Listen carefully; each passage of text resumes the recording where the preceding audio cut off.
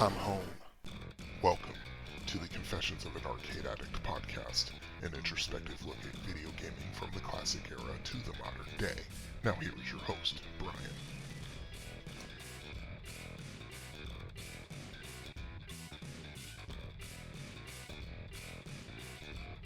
Hey folks, what's going on out there? Brian here, and this is episode number 41 of the Confessions of an Arcade Addict podcast. Okay, when last we left off, I put in about a month straight at the arcade working Saturday nights. The first couple of times I closed, it was a little awkward. I was still learning things and I didn't quite have my bearings as to what exactly to do with certain things, but the last couple of weeks have been pretty easy, especially tonight. Let's see. Unfortunately, Hannah quit. She had issues with our owner, and she decided to quit, which is a massive pity because I've said it before, or at least I think I said it to other people. Hannah reminds me of my former roommate when I first met her in Orlando. She had the same kind of energy. She was like, what, 22?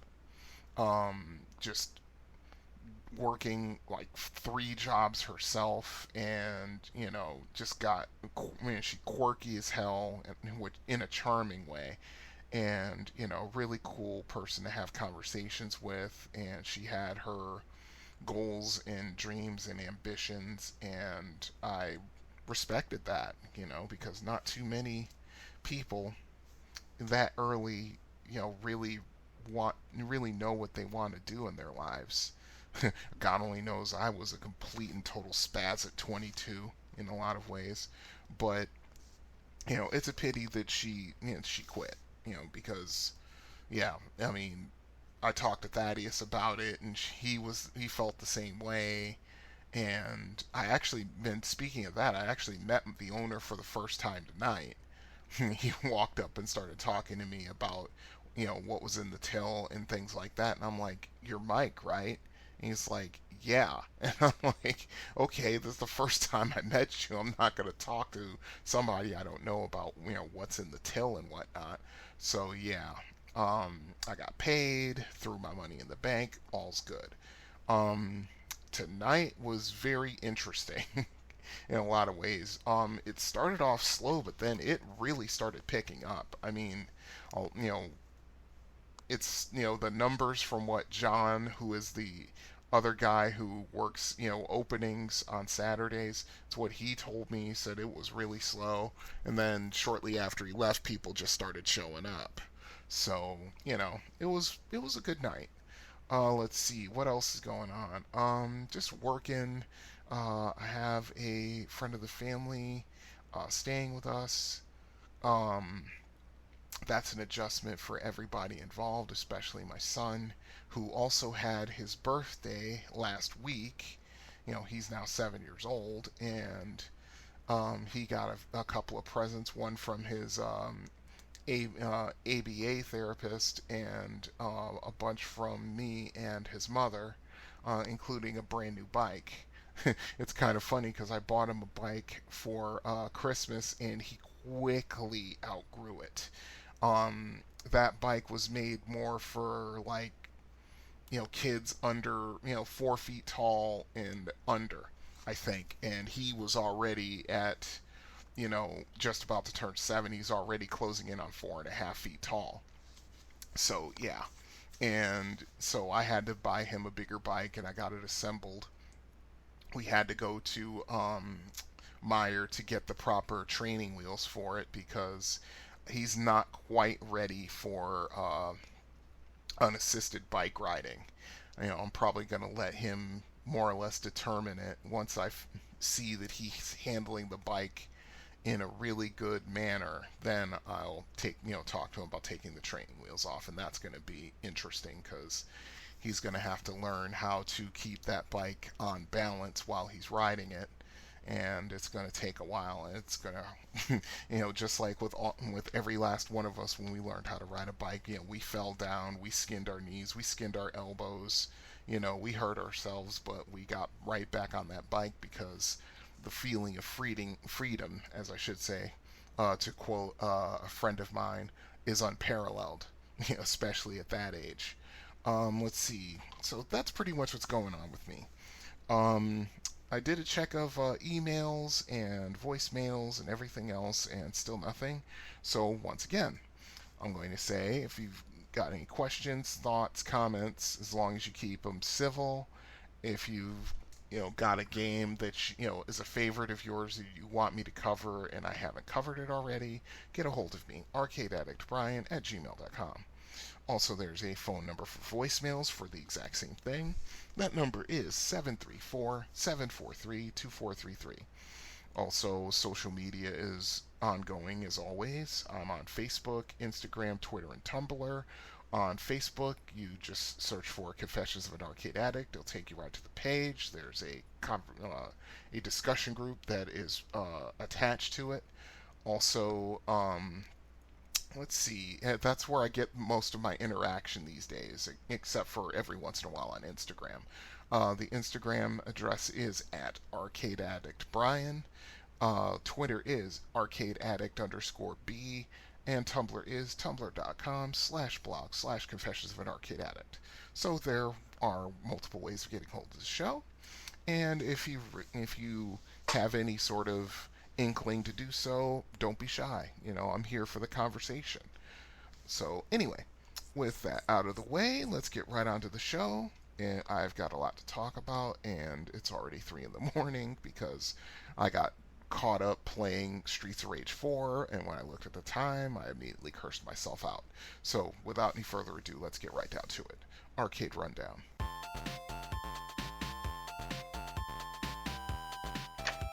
Good morning, Mr. Phelps. Your mission, Jim, should you decide to accept it, is to make Stefan believe Thompson's information. As always, should you or any of your IM force be caught or killed, the Secretary will disavow any knowledge of your actions. This tape will self-destruct in 5 seconds. Good luck, Jim. Arcade Rundown. Church Street Station Arcade, Orlando, Florida. Okay, as I've said, about the time I lived in Florida, I was always on the hunt for arcades, and my roommate knew about quite a few of them. One day, while we were just messing around downtown, we were checking out Church Street Station because she was told by a friend that there was an arcade. And we were just exploring it. It's a it was a quirky little shopping and dining spot in downtown Orlando. Just the way it was constructed, there were multiple staircases leading to different floors. I think it had 3 floors, maybe 4. I can't remember. I think it was 3, but it might have been 4. But at either way, there was an elevator to get to each floor, but at the top of Church Street Station, there was an arcade there, and it was actually a pretty decent place. Let's see, before they started tearing down Church Street Station in the late 90s, going into the early 2000s, people around town and tourists alike swore by the place. It was pretty cool. It had shops, bars, restaurants, and on Friday and Saturday nights there would be street music. It felt sort of like a New Orleans in miniature. It was really cool just to hang out there and grab a bite to eat or grab a couple of drinks with some friends. It was a really cool place to socialize. It really was. But as I said, the main attraction for me and my roommate was that there was a nice arcade on the top floor. You get there by the elevator or the stairs. We love the place because they had the latest games, and anytime I went there on the weekend on a Friday, Saturday, or Sunday, it was pretty busy.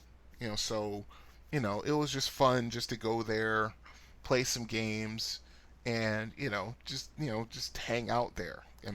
You could go to a restaurant, get something to eat, and Orlando wasn't quite on its way down at the time.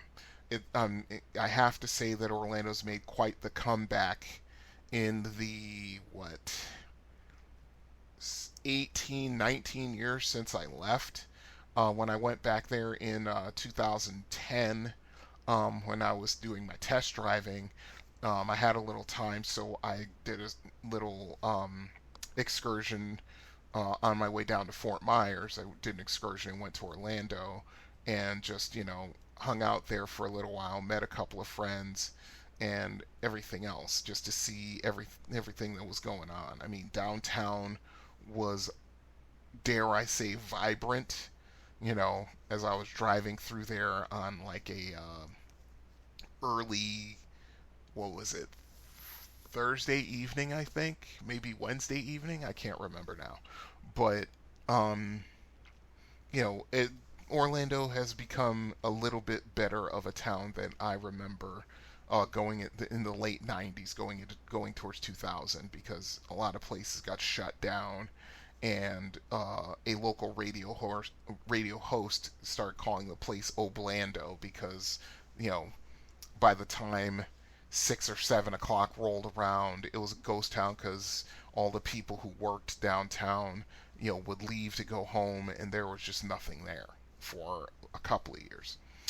Um, for about 3 months, I had a job downtown at the courthouse as a file clerk. Um, there would be an hour lunch break from like 12 to 1, and as I'm in the break room eating my lunch, I would get just sick and tired of hearing all the female employees complaining about their husbands or verbally abusing the other two males in our office. It was pretty bad. And it was just one of those things where I'm like, I don't want to even be witness to this, never mind being a part of it. So I'm going to get out of here. So I would just, make my lunch, eat it really quick, and then I would just take a little jaunt over to the arcade for about half an hour before I had to boogie back to work. Um, this was a great place. I loved it, and I was really unhappy when it closed down. Though as I would go there, the writing was on the wall because most of the little shops in the station started closing down one by one, and then the arcade itself closed down.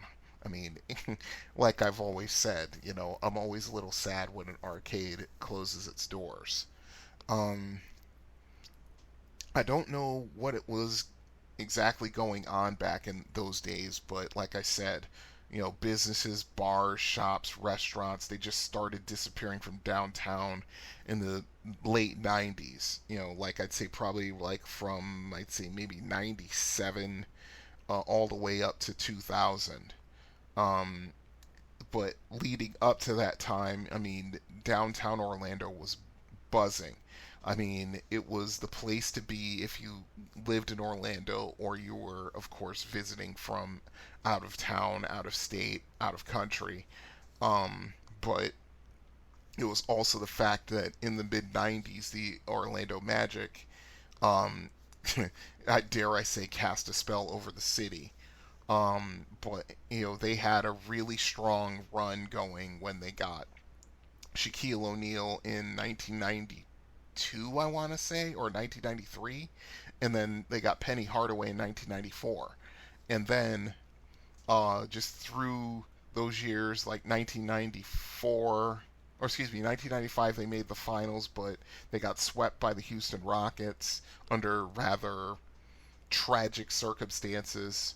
But once that happened, and then the years went on until like going into like 1996 and 97, Shaquille O'Neal left town to go to the Los Angeles and play for the Lakers, and then Penny Hardaway started getting multiple injuries, and after that started happening, the Magic, sort of faded away. You know, but I love that arcade. It was really cool. I mean, it was different. I mean, I'll go into more detail when I do an arcade review, which is coming within the next, 3 or 4 episodes. So stay tuned as always.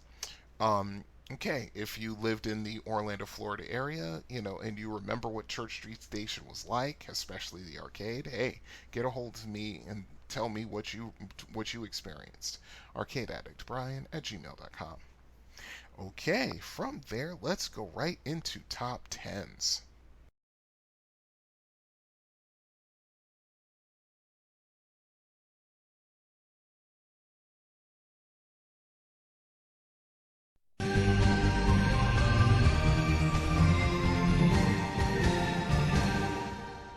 Top tens, arcade games of 1994. Okay, now I'm 25 years old, going on 26, and life is pretty decent. Um, finally have a stable situation, just a living situation with my roommate. We're going to arcades at least twice a week. Everything I've talked about. She's working in a mom and pop movie slash video game store, so she's bringing home games almost every night for us to play. I have a fairly steady job at the supermarket down the street, and I'm paying my share of rent and bills, and I have a little bit of change left over. Like all good things, they don't last, but at least for this year and part of the next, I'm pretty happy. That's where I was in 1994. Let's see. As I've said before, these games are in no particular order. Just I felt these were the best games that I saw and played in the year of 1994. So let's get right to it. Aliens versus Predator. This, and I know how ubiquitous and classic Final Fight is, but in my opinion, this is the best beat 'em up Capcom ever made. Better than The Punisher, better than Final Fight, or anything else that Capcom made in this genre. And I'd say that knowing that Knights of the Round exist. That's a close number two in my book. But, I loved it. I mean, I loved the concept. I loved the way the game looked, the graphics, the way the game played. It was awesome. You had two humans, both of them cybernetically altered, and two predators who basically team up to go after the alien queen and uncover the conspiracy made by the military in conjunction with the aliens, which was really interesting, to uncover as you play the game. I poured a ton of money into this game because, just the whole package of the game, the action, the graphics, the way the game looked, the way the game sounded, it just kept me coming back for more.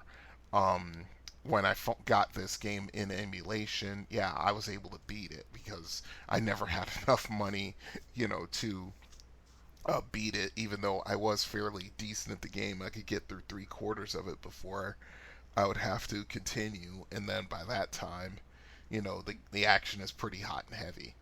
But we'll go into that another time. Art of Fighting 2. This game is where SNK started catching up with Capcom as far as the quality of their fighting games went. Um, Not that they made bad fighting games, but the cheese factor in SNK's fighting games and beat 'em ups was so high, especially in the early days with games like Fatal Fury and Sengoku and things like that. The game could be really, really cheap at times.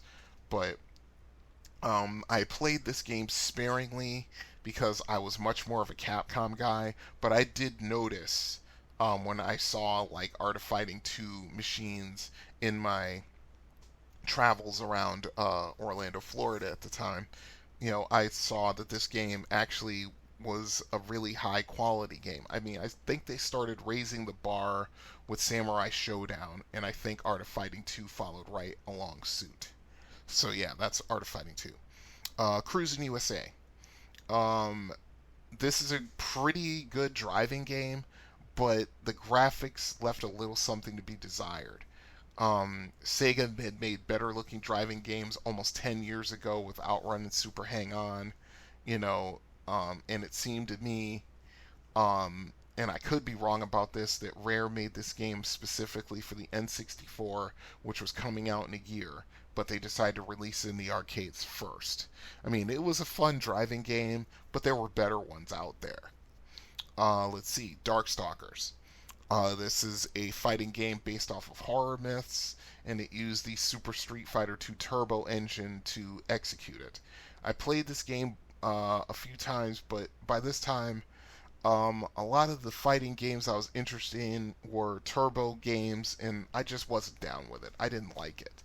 Um, I was very happy when they made a return to normal speed games and gave you the option to play turbo, like games like Street Fighter Alpha 2, or Alpha 3, I should say. I think Alpha 2 had this selection, but I may be wrong about that. But either way, um, it was interesting. I played it, a few times. Like I said, the action was interesting. The characters, some of them were more or less carbon copies of Ryu and Ken, the way you could use them, but there were some that were really um, unique in their attacks and their special attacks and so forth. Not a bad game. It's just it wasn't for me because, like I said, I didn't really particularly like turbo games. I never did. But anyway, moving right along. Daytona USA. This game was graphically superior to Cruis'n USA, and the most fun you could have when you had four or six machines linked together and people were down to race you. You had the easy track, which was a high-speed tri-oval, like Daytona International Speedway. I think it's like a carbon copy of that speedway. And then the medium and hard tracks were road courses. Um, by this time, playing a game of Daytona could cost as much as $1, and in my consistent state of brokitude in 1994, I didn't play it all that often. When I did find it for 50 cents, yeah, I sat down and played it. It was interesting. It was a really good racing game. Elevator Action Returns. Let's see. I only played this game once in the arcades before I found it in emulation years later. It took the original game, which I covered in Arcade Games 1983, and they gave it a major graphic update, and the gameplay is faster and more intense. You could choose from 3 players to play the game, and they have their different strengths and weaknesses. The premise is similar, although what you're doing now is that you're going down through high-rise buildings to disarm bombs, which are marked by red doors. You can also get power-ups, which augments your firepower and making it easier to dispatch the opposition, which can get to you quickly. So yeah, that's needed. The game is a lot of fun. I still play it every once in a while in emulation. Tato did a great job with this. They really did. NBA Jam Tournament Edition. Okay, when NBA Jam came out the year before, it was an instant hit. Um, Even before I left, just before I left Connecticut to move to Florida, it was a massive hit in, in I think like Crazy Eights Arcade and a couple other places where they had it. I think Milford Rec had a machine. People were all over this game, from the start, picking their favorite teams, and dunking all over each other. It was fun just to watch it, never mind to play it. 1 year later, Midway comes out with an update and an upgrade, because the gameplay is slightly different, but it's better.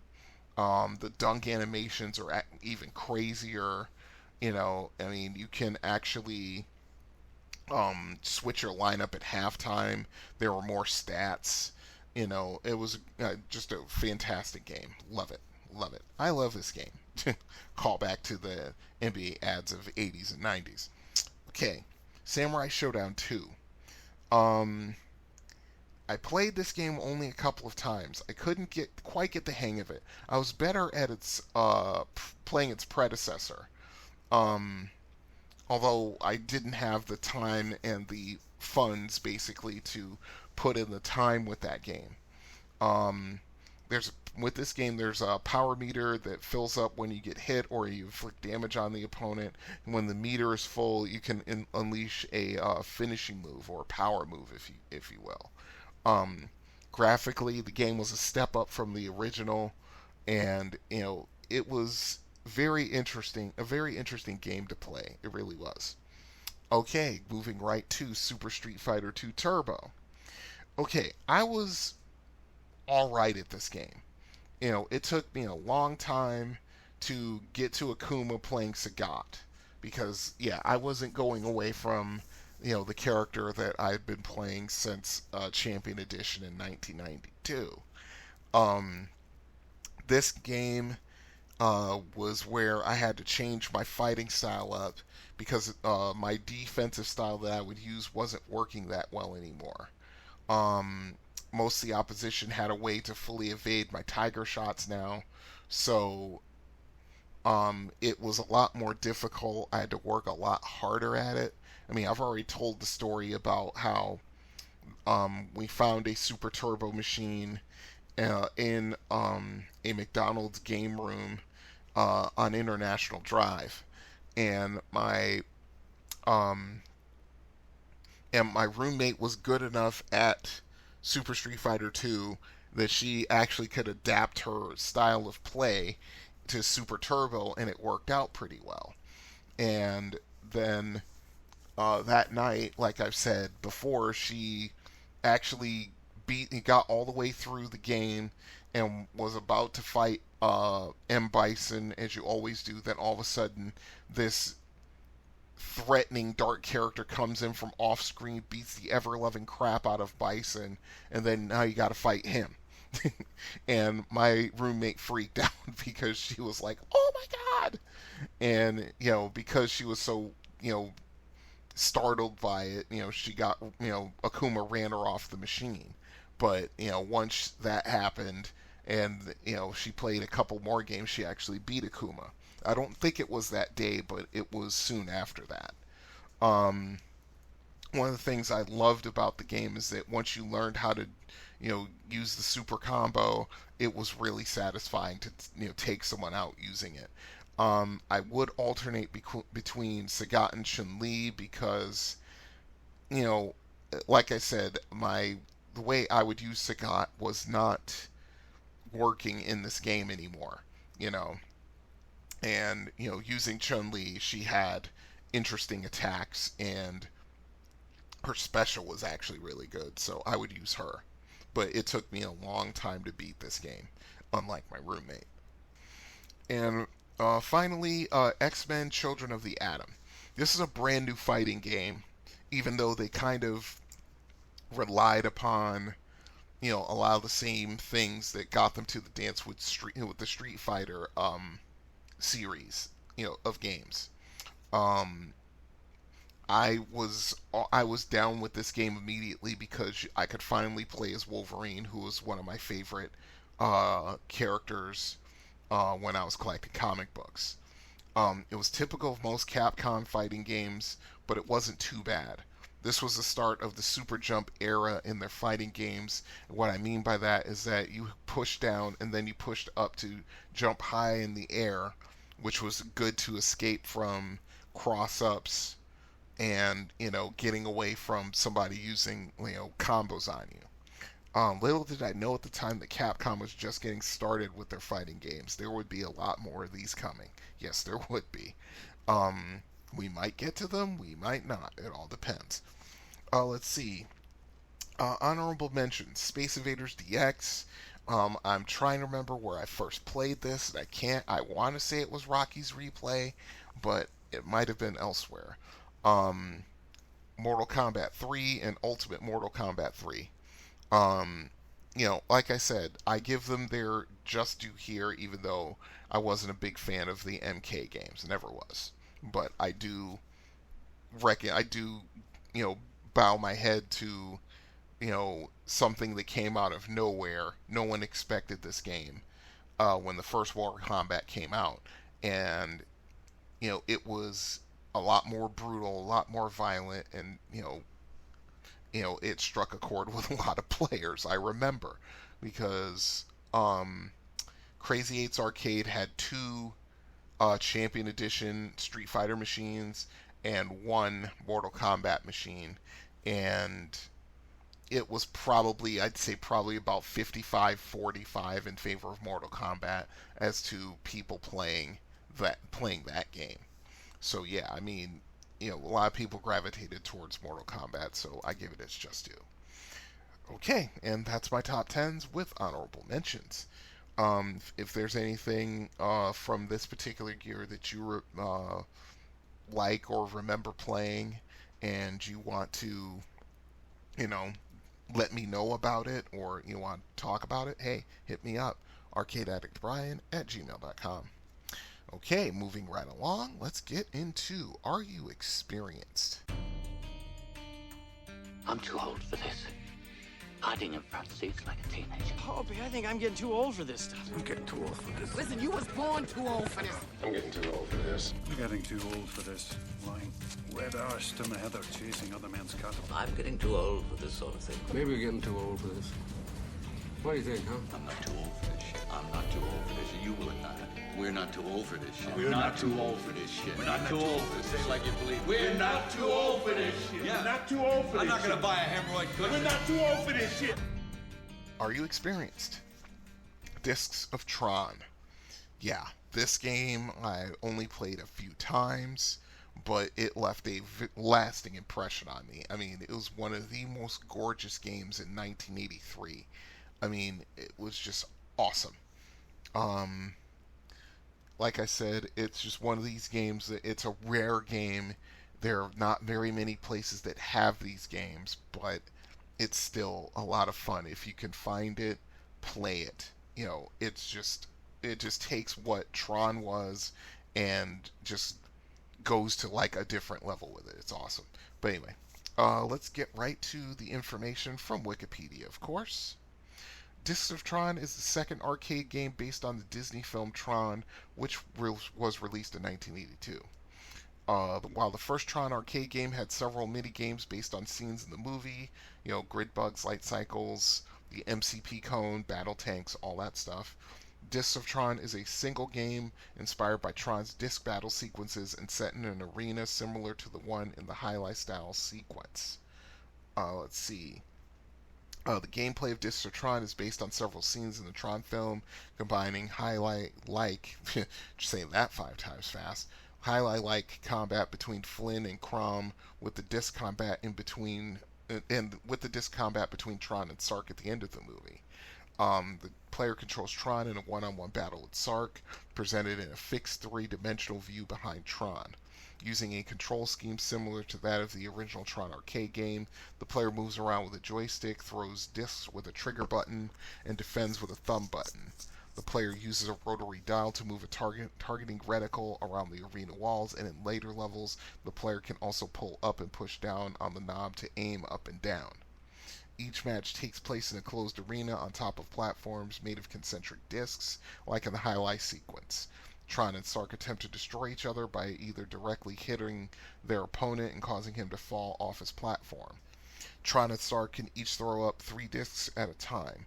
Assuming it is not destroyed, each disc automatically returns to the player, and destroyed discs regenerate.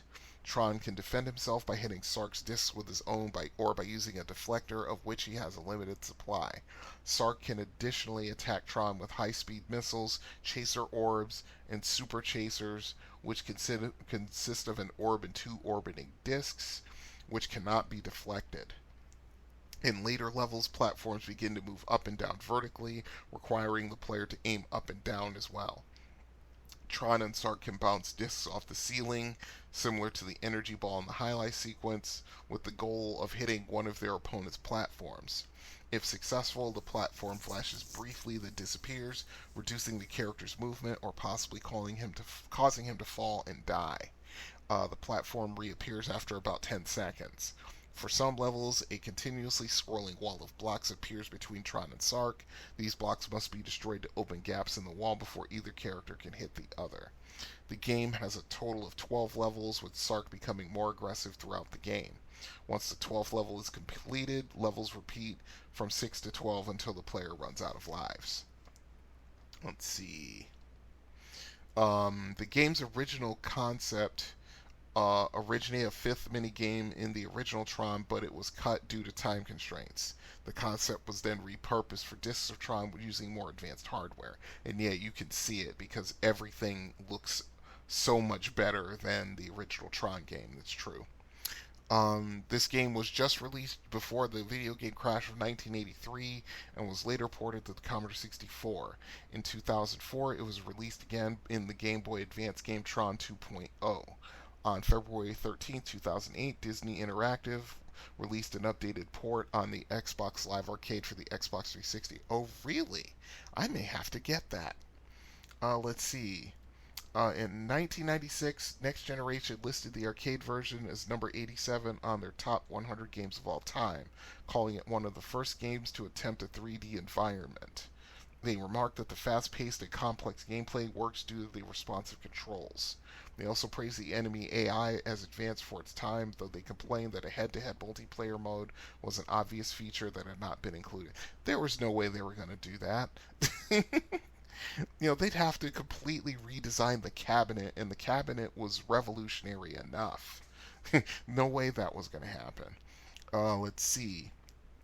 According to Twin Galaxies, Dave Bujenski of Syracuse, New York, United States, scored a world record 418,200 points on June 28, 1986, during the 1986 Video Game Masters Tournament. And that's all the information that I have about it. But yeah, I've only played this game twice in my life. The first time was at Arnie's place, I think in 1984, and the second time was at the arcade in Brighton, where I work now, in I think 2018. The environmental cabinet is amazing because it really immerses you in the game. David Warner's voice taunting you and laughing at you when you die was a fantastic touch for an already great game, though I will say that the game becomes unforgiving rather quickly. You have to know your angles, be quick with the block button, and be aware of your movement at all times because the enemies become more numerous as you go, as do the obstacles that block your shots. This game is a true test of your gaming acumen. It's definitely a worthy sequel of the ubiquitous original Tron game. And that's how I feel about it. Okay, now because my knowledge of this game is limited, it doesn't get a time for some strategy makeover because like I said, I only played it twice in my life. So yeah. But anyway, if you know more about this game, and you're actually good at it, hey, talk to me. Tell me what you know because I want to know. ArcadeAddictBrian@gmail.com. Okay, from there we will go to arcade. Oops, sorry. Let's redo that again. 3, 2, 1. And finally, let's do an arcade review.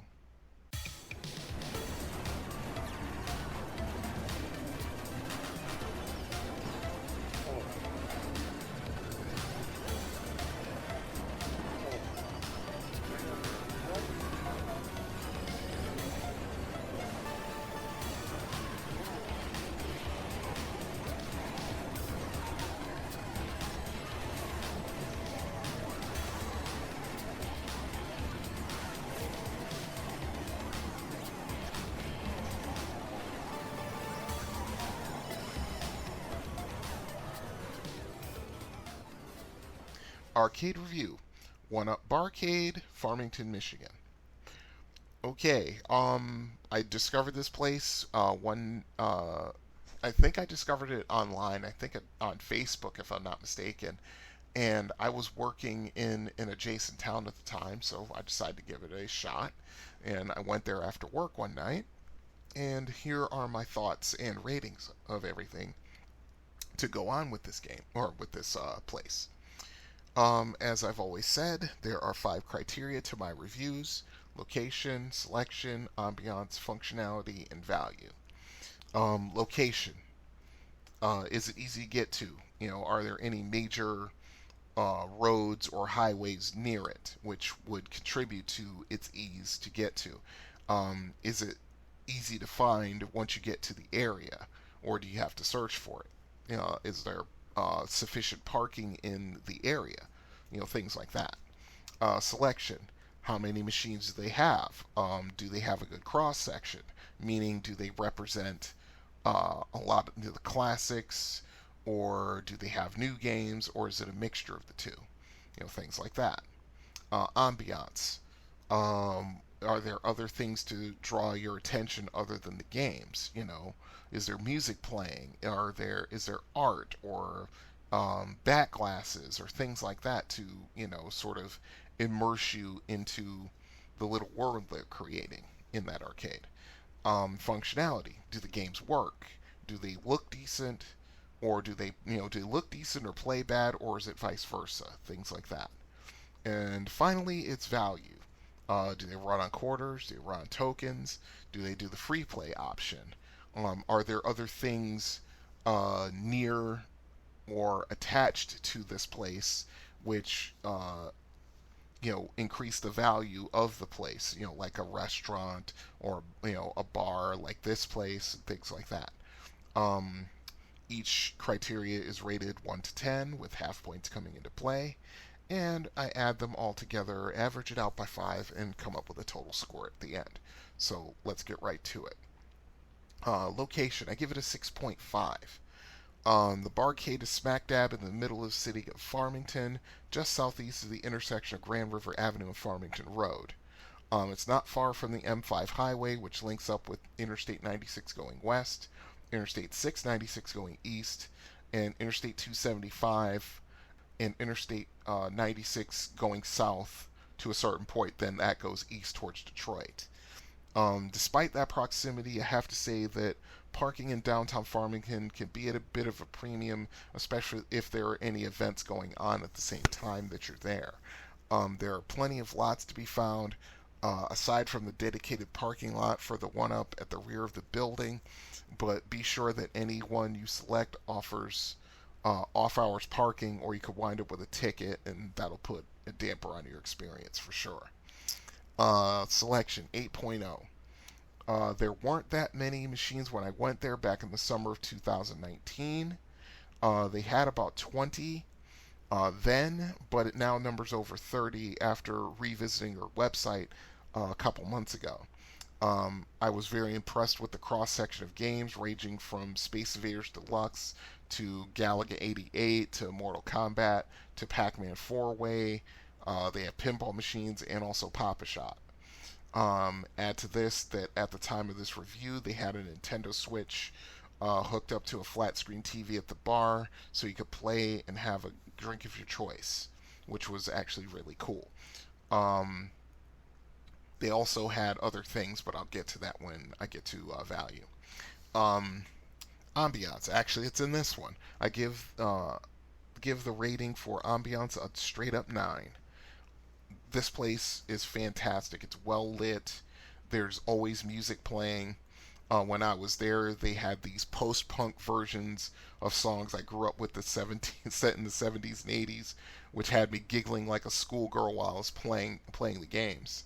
The bar is backlit by a lit-up Pac-Man style maze.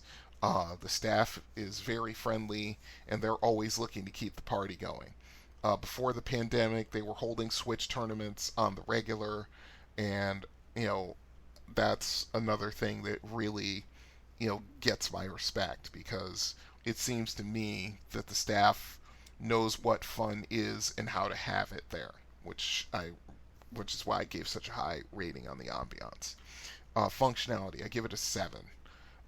At the time of my visit, there were a few machines that were down for repairs. The Galaga machine I played had an issue with the screen, but the machine had a note on it saying that the game is going to be fixed soon and to play it at your own risk. That's good arcade. That's a good way to run an arcade, just to be able to tell people, hey, we know this machine is not 100%. We're going to fix it. If you want to play it, you play it at your own risk. As a customer, that really pleases me, because it shows that at the very least they care a little bit. So yeah, I give that a 7. And value is a 7.5. The reason for this being the machines run off quarters and tokens. You get tokens when you order a drink at the bar, and of course, you can also get change for a dollar or two, whatever you want to do.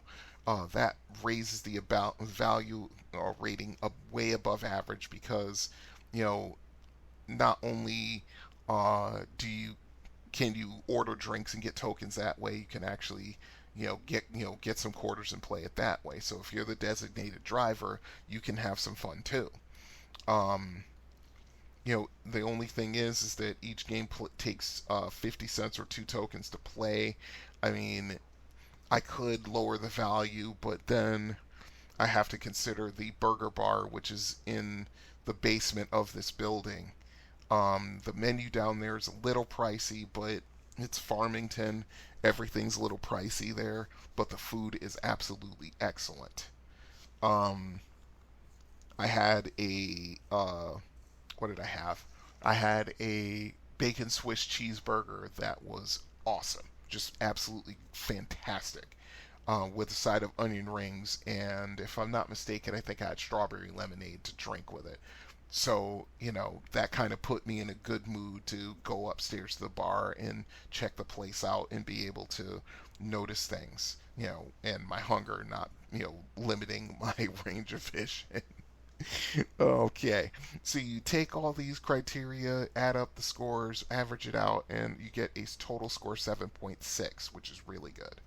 Um, when I went to this place in the summer of 2019, I liked it from the moment I walked in.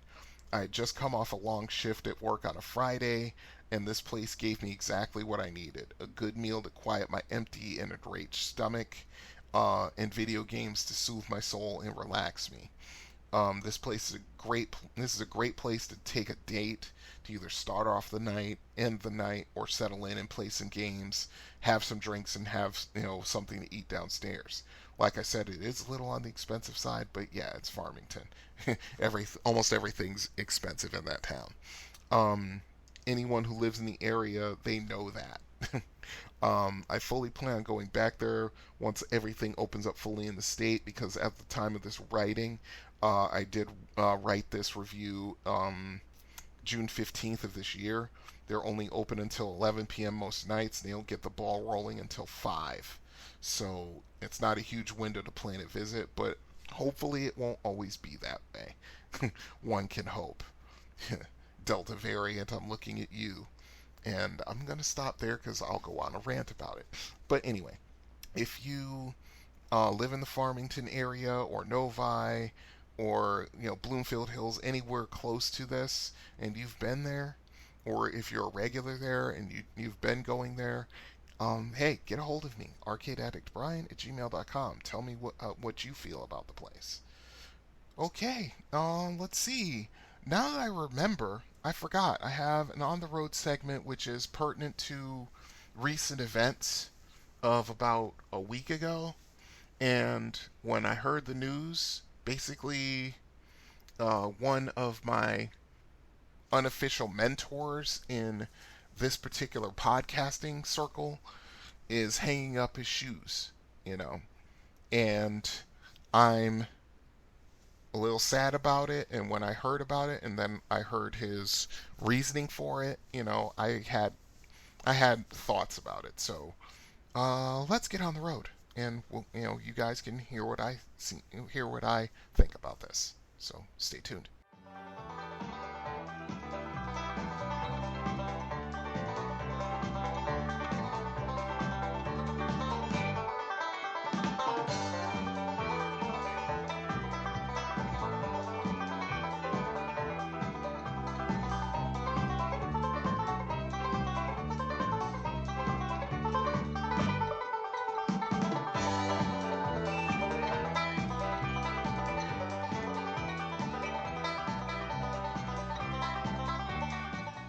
Hey folks, Brian here, and I'm just about to get on the road. I'm starting my shift at the hospital. I forgot to write something down, so I have to back up to the gas tank and write down the amount of gas I put in the car before I get going. I'm a little sad today. I've been sad since, I think, Friday, when I saw the news on Facebook that Vic Sage was retiring from writing, blogging, and podcasting. You know, when he originally posted his news on Facebook, I was a little surprised, a little taken aback. But after I listened to his last podcast of Diary of an Arcade Employee, which was like a 3-way podcast to coincide with his other 2, I understand. It still makes me sad because, I mean, I've said it ever since episode 0 of this podcast that he was, along with the Retroist, one of the main influences to inspire me to do this podcast. And my podcast is nowhere near as successful as theirs are, but at the same time, I'm not in competition. You know, just to explain that, I really I remember when I'm listening to all these podcasts, I've been a fan of the Retroist and Vic Sage for years and years. And I mean, their podcasts helped me get through some really long nights on the road, especially when I was doing test driving and I'm putting in a 500-mile route and I'm struggling about the halfway point. You know, their podcasts, along with others, too many to name here, and my music helped me to keep alert, stay out of trouble for the most part, and get my job done. That's how it was while I was test driving. That's how it was when I was delivering treated steel parts. That's how it was when I was working at a medical facility about half an hour from here, and it's that way now. So hold on, I need to pause. I have to go back in real quick. Be right back. Okay, I'm back. Sorry about that, folks. I had to answer the call of nature. You know how it is. So anyway, the reason why I started my podcast, I mean, aside from Vic and the Retroist basically showing me the way as to how to do it, but the main reason why I wanted to do it was I had so many memories of games, you know, where I first saw them, how I learned to play them, the friendships that I made over these games through the years, and things like that. All of those things. You know, I had so much information and so many memories stuck in my head that aside from just hitting record on my phone voice recorder and just blabbing and just spilling out everything that was in my head, you know, I was thinking, hey, you know, arcade video games are making a little bit of a comeback. I mean, this was back in when I started recording and stuff. Even before I got onto Anchor and started legitimately recording and uploading episodes, I started recording these things in like 2016. That's 2 years before I even, you know, got onto Anchor and started a quote-unquote legitimate podcast. And so I still have those notes, and I would be just talking and talking for hours, talking about this game, that game, the friends I've made, you know, the embarrassing situations that I put myself in and found myself in because of, you know, my love and addiction to video games and so on and so forth. And, you know, I would listen to Vic Sage and the Retroist, and they'd say they would talk about a game like, you know, Dig Dug or something like that. And they would talk about the game and their experiences with it, and then they would go into the description of the game. There was a time when the Retroist would go into really deep detail about, you know, the processor that was used and so on and so forth. And I found that stuff just fascinating. I don't even know how I found these podcasts. I think I just did a search for arcade, you know, on iTunes, and their names were like the first ones that came up. And after listening to both of them, I'm like, yeah, these are my people. So anyway, you know, so yeah, I started doing these recordings in like 2016. And that's why if you've noticed, if you were paying attention, when I first started recording this podcast in the summer of 2018, I think it was like July of 2018, so yeah, it's my third anniversary now. You'll notice that a lot of the On the Road segments were started in 2017. You know, and that's because I had to kind of work my courage up to do it. It's not the easiest thing in the world to put yourself out on the internet like that. You know, I mean, thankfully, almost all of the feedback I've gotten about my podcast has been positive. You know, and the criticism that I have had has been constructive and not just mean-spirited, thankfully.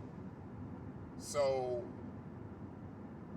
I mean, those two guys were like the direct influence. I mean, it's not like I'm new to podcasting, because I'm not. I've been podcasting literally since 2010. You know, since I was sitting in a hotel room in, oh God, where was I? Oh, that's right. I was in a hotel room in Grand Junction, Colorado, I believe. To explain that, I'm fairly active on several Dungeons and Dragons forums, not the least of which is, oh my God, hold on, oh, my memory just short-circuited, wow.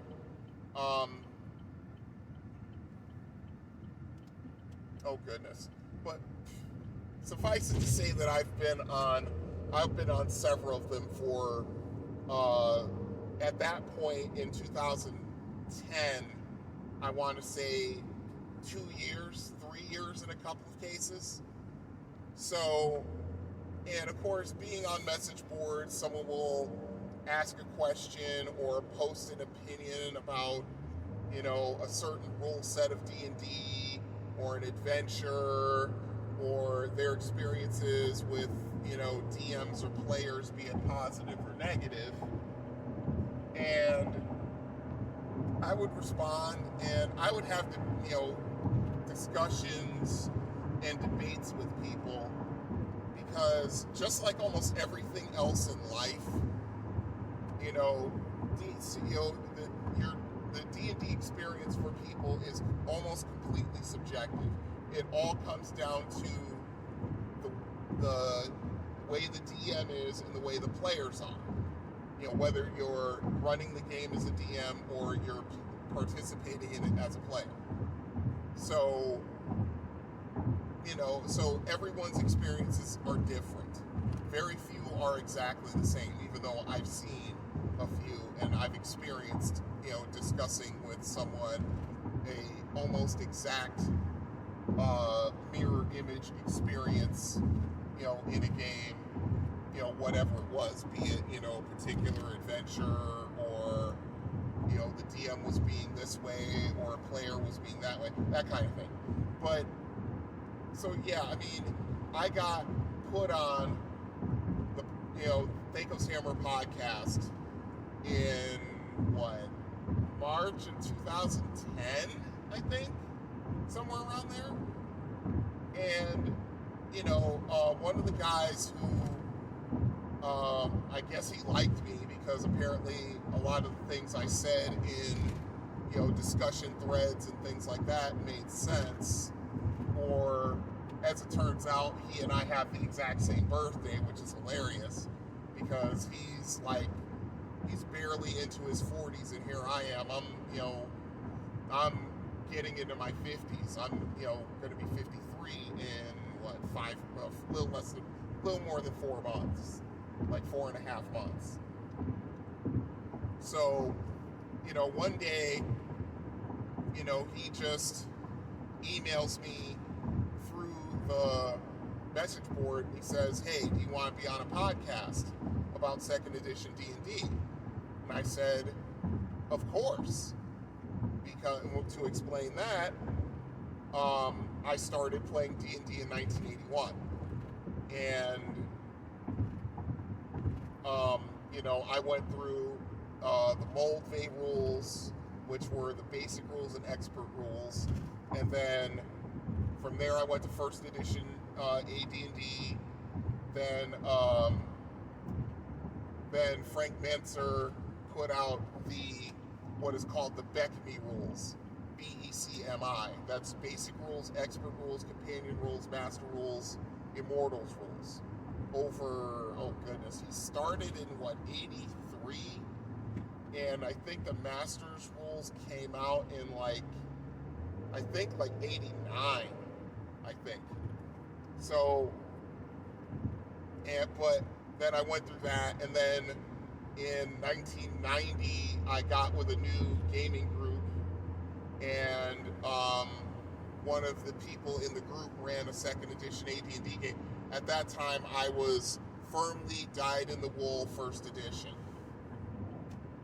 Even though I felt it was like a really heavy game to run if you ran it if you ran it as the rules, as the creator, Gary Gygax, intended to write it. He changed his stance later on in his life, but back during the 80s, it was heavily implied that you should use every rule in the 1st edition set, and you just have to deal with it. But either way, so I got into a 2nd edition game. I was skeptical, of course, and then I actually played it, and I was like, oh my god, this is so much better. I mean, it's just lighter. The heaviness has been all but removed. So then I was a 2nd edition D&D Dungeon Master and player from 1990, when I sold all my comic books to a comic shop, got store credit, and started buying the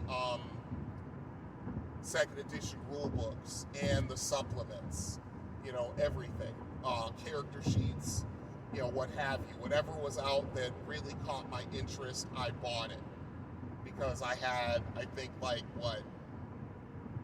or $500 in store credit because, I sold up my comic collection. But anyway, so I've been deeply rooted in 2nd edition Advanced Dungeons & Dragons ever since I started playing it in 1990. And then in 2000, when Wizards of the Coast bought TSR, which was the company that made Dungeons & Dragons, bought them up, and then they decided to make a 3rd edition, and I, after looking at the rule books and seeing how they completely changed the game, and also how much more expensive the rule books were, I was like, no, I'm not going any further than this. And that's where I've been for the last, 30 years or thereabouts, or 20 years since that happened. But anyway, so yeah, so I knew the second edition rules set up and down, and like I said, I had a lot of discussions on message boards with people, some of them good, some of them bad, because it's the internet and you can say anything about anybody with very little consequence, because you are just a string of letters, unless you do something really heinous in order for you to be investigated by the police, you can say pretty much what you want. I mean, I've been called all kinds of names on these message boards because what I do is different than what they would do. Rather than just saying, well, okay, if that works for you, cool, but that doesn't work for me, I'd rather do it like this. And it's like, okay, then we can agree to disagree. With the rise of the internet, just common courtesy started dying off in, I want to say, the early to mid 90s as the internet rose up, as it became just this global phenomenon going into the mid to late 90s. But anyway, I digress.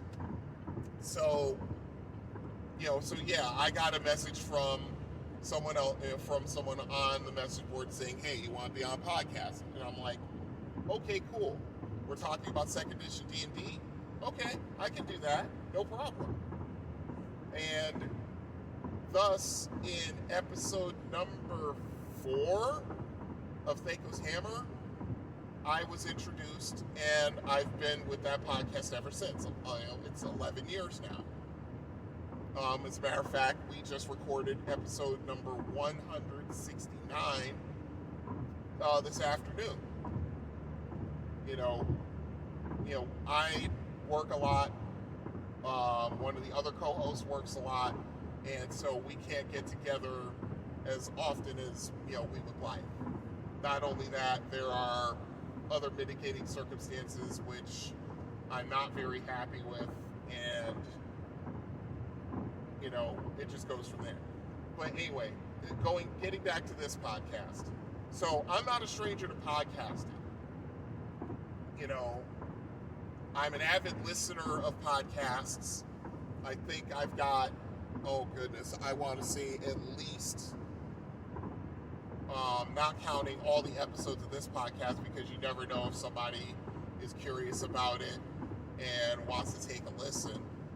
And not only that, I listen to my past podcasts so I can get better at making future ones. That's just how it is. It's not an ego thing, it's an I want to get better thing. But anyway, so even so, it's a lot different. It's a much different thing to be part of a team doing a podcast than it is to do it solo. Because everything begins and ends with you. There's no buck to pass. It stops with you. So it took me, I would say, probably about a year to kind of get the courage up to just start it and just do it. I mean, there were mitigating circumstances. In 2017, I was working a full-time job, and I was putting in a lot of hours, and I still had 2 part-time jobs on top of it. So, it took me a little while to get the mental acuity and the courage to start it up, but start it up I did. And so, I just basically have a formula. I put out a podcast once a month. I record every 3 weeks, and then I put out the episode the following week, because that's all I have time for. And not only that, I don't want to burn through all of the information and memories that I have about games and arcades and people that I've met and so on and so forth. Even though, I think there's a part of me that thinks I already have burned through like 80% of it. But either way, that's neither here nor there. So, Vic, I understand his position exactly. I mean, the pandemic has screwed us up something royal in a lot of ways, and we're only scratching the surface as to how screwed up and messed up our lives have become because of the pandemic.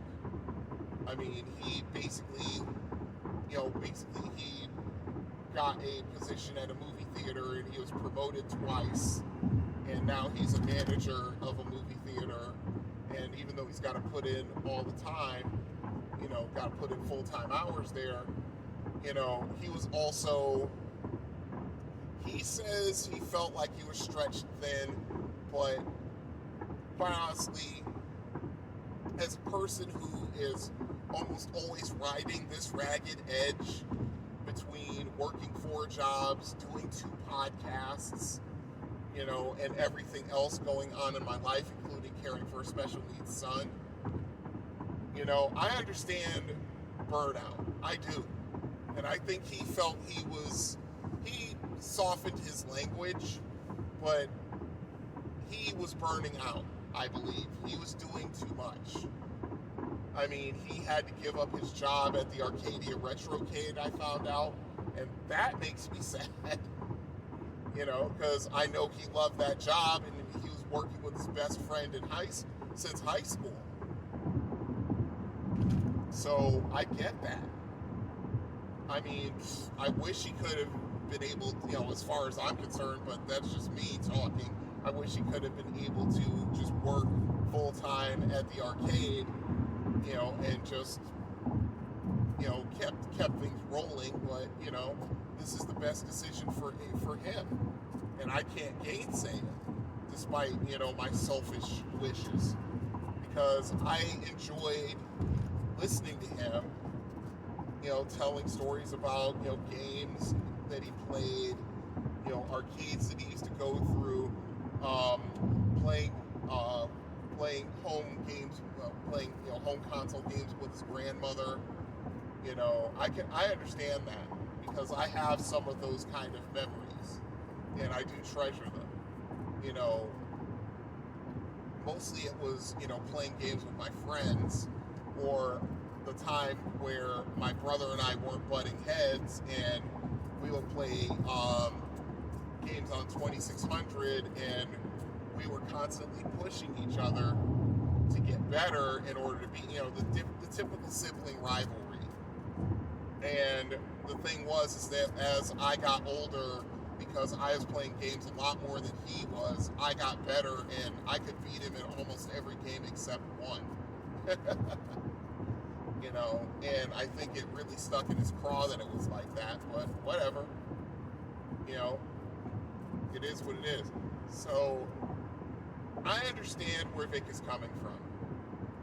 Because God only knows there are some days where, I get the text from my cohorts at Thaco's Hammer, and they want to do an episode, and I'm like, I have to actually sit back for a few minutes and actually take stock in what is going on before I respond and say yes or no.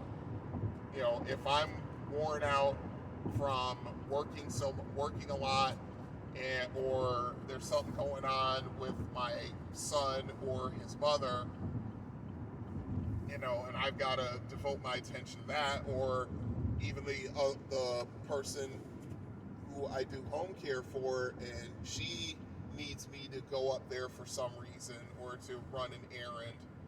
I have to take all that into account before I say, yeah, let's do it, or no, I can't do it. So I understand. I mean, not only that, the situation that podcast is in is a frustrating one for me. I won't go into the details of it, but suffice it to say that there are certain aspects to that podcast that really bug me. And I'm just like, most of the time, I can grit my teeth and bear it, but there are other times where I'm just like, things should be different, things should be better for us, and they're not. And that's all I'm going to say about it. So yeah, I mean, I understand when you've been doing something for so long. He's been doing podcasting for 12 years. He has over 300 episodes. I only hope and pray I can make it to that number. I mean, as it stands, I have enough material and enough, in my head, and enough that I have written, that I can go 100 episodes. I mean, I'm only at 40 now, so I've got another 60 to go. I mean, once I reach 100, then I'm going to have to take stock and see where it is and see where I'm at and go from there. But, that was my goal. Actually, my first goal was to make 50. And I already have enough material sitting, waiting in the wings for it to be, for me to do 50 episodes. Easy. Not a problem. So, so yes, this podcast is going to be around for quite some time. Whether you like it or you don't like it. Okay, I'm at a stop right now, so let me pause it while I take care of some business. I'll be right back. Okay, I'm back. So, yeah, I mean, like I said, I've got enough material to go about 100 episodes, maybe more. It all depends. But, I mean, the one thing that I wish that I'd done, I wish I'd spaced out story time a little bit more. I thought I had more stories than I did, but there are a lot of stories I have, but, the information about, my recollection is just fuzzy.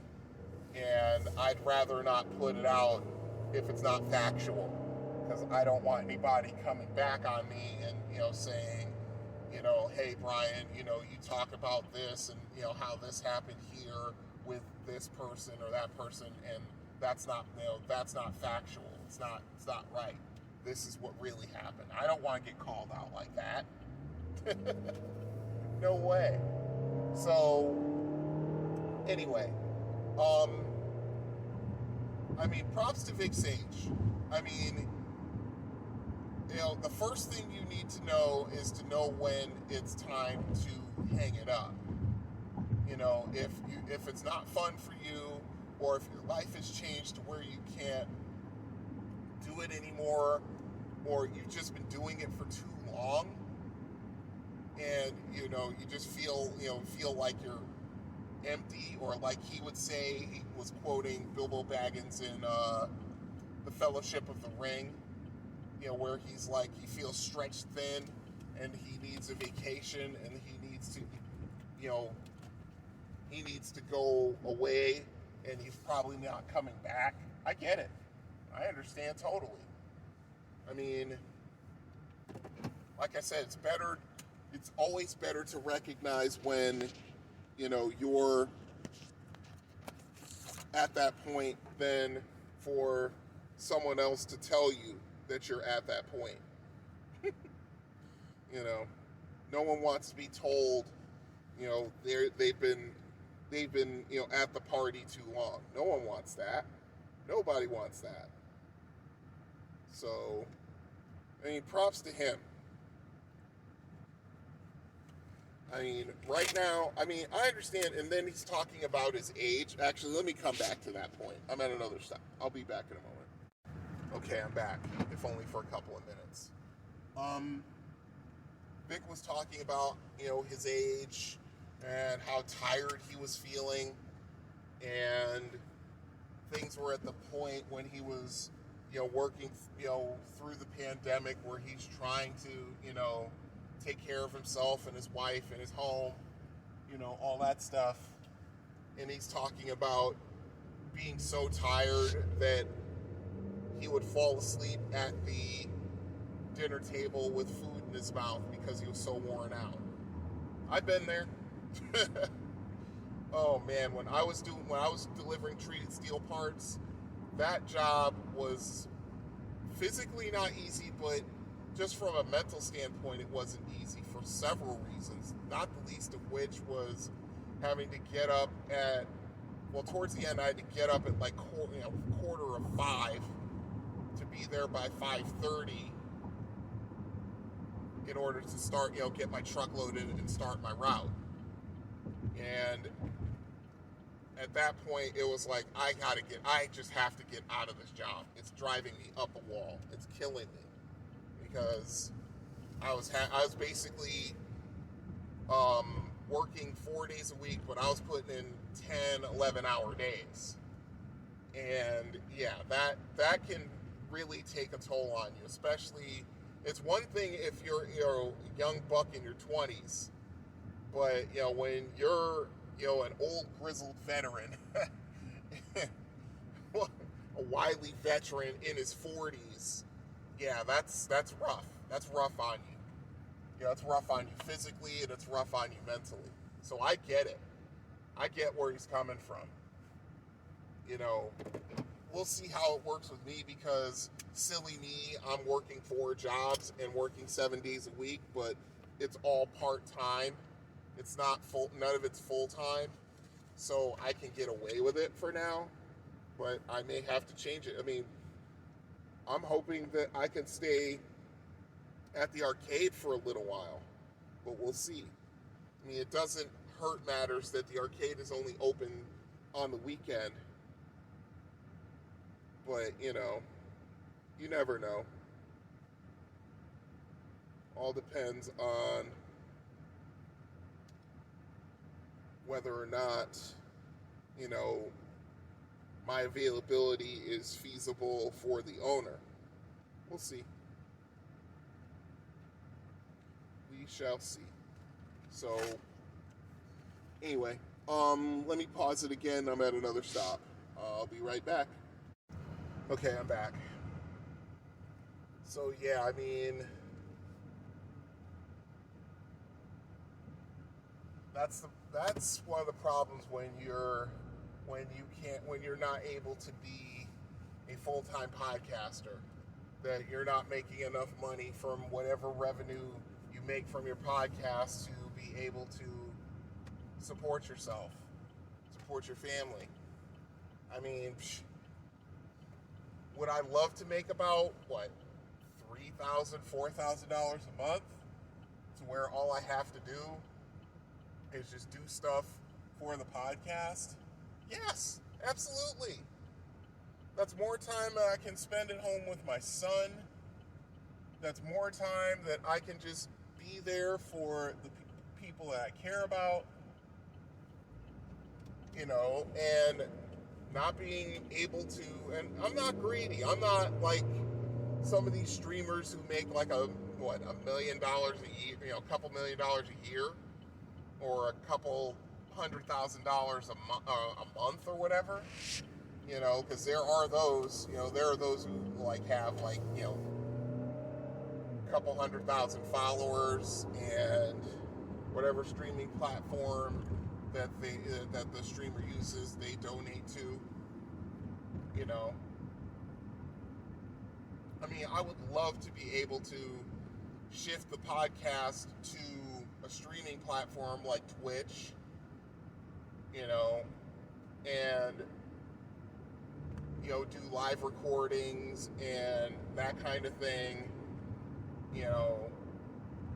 actually do a podcast and do like a live podcast that's an adjunct to the main podcast, where people can participate directly, because that's a good way to get people involved, and also a way for especially if you monetize it slightly, it's a good way to get extra money in your pocket, just to be able to pay your bills and buy your food and pay for your car and all that kind of fun stuff.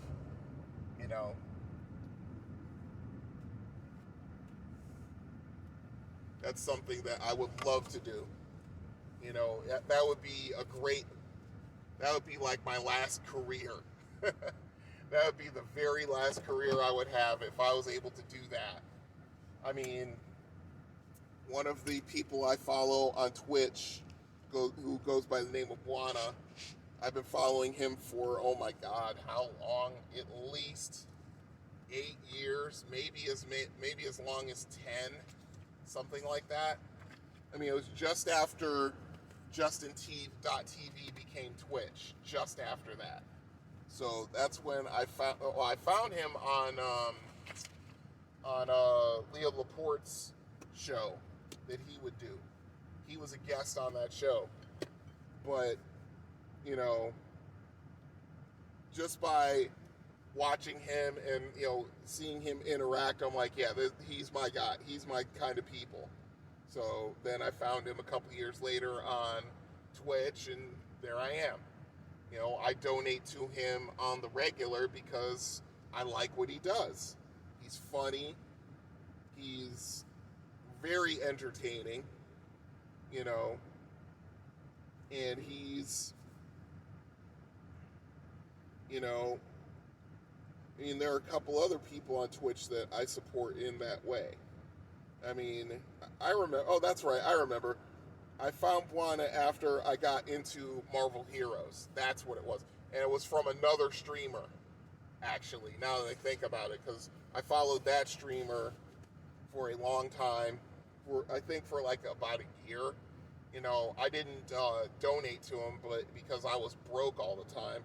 But, you know, I supported him and I watched him regularly. And it was just like that. And then Buana showed up one day. I'm like, I know that guy. He's got a stream? Okay, let's do that. So I went over there. And, you know, because the thing was, it was like him, the original podcast, or the original streamer I was following, Buana, and then another streamer named Rushlock, who, you know, I found he was really cool, and we were all into Marvel Heroes, and we would all get together and do community stuff. You know, we would, you know, help somebody through a really hard part of the game and try to get him, you know, epic level equipment for his hero and that kind of stuff. That was awesome. So, yeah, I mean, I would love to be at that point. I mean, just Saturday, Buana got a ton of, you know, subscriptions and donations and so forth, you know, because people like him. He's entertaining. He's not like Ninja, who, you know, has a couple 100,000 followers and, you know, pulls in 7 figures easy, or how Dr. Disrespect used to, you know, before he kind of got canceled. You know, it was the same thing. But anyway, actually, you want to know what? I need to focus on getting my job done tonight. I'm already several minutes behind, and I need to focus. Not to mention, I need to get something to eat because I'm starving. I haven't eaten all day. And I can go on and on about this topic for a while, but I think I'll cut it short right here. So, this is Brian saying, have fun out there, good gaming, stay safe, au revoir. This has been the Confessions of an Arcade Addict podcast. All music has been provided by Kevin MacLeod. You can find his music at incompetech.com. You can contact the show by email at arcadeaddictbrian@gmail.com, or you can call and leave a voicemail at 734-743-2433. Until next time, you have been listening to the Confessions of an Arcade Addict podcast. See you then.